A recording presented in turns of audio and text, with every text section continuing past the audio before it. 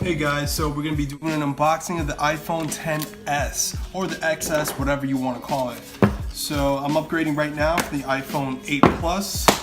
Let's go ahead and get this done. I'm going to use my handy dandy tiny unboxing knife. We might not even need to use it, but you know what? We already have it out, so let's just go ahead and do it. Just rip this from the sides, put this to the side, make sure nobody gets hurt.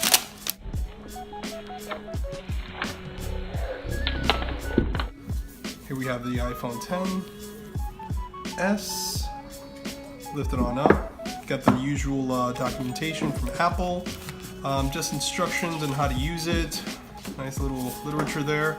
We have a SIM eject tool right here, and some warranty information, and of course, the Apple stickers. So let's put these off to the side real quick, get to the star of the show. So here it is, the iPhone XS in all its glory. We have it in space black. It's actually a little heftier than the iPhone 8 Plus, surprisingly, even though it's a smaller phone. And also, it seems like they basically put it upside down at this time around. Usually the headphones are up top and the charging brick is usually on the bottom. But we have some Apple EarPods with a lightning connector at the bottom. And we have the charging brick and the Apple lightning cable. So pretty much that's it. Let's go ahead and power this phone up, see what it's like. Apparently the screen is a Super Retina display, so it's supposed to be a lot better than previous phones, including the iPhone X. So let's wait for it to power on.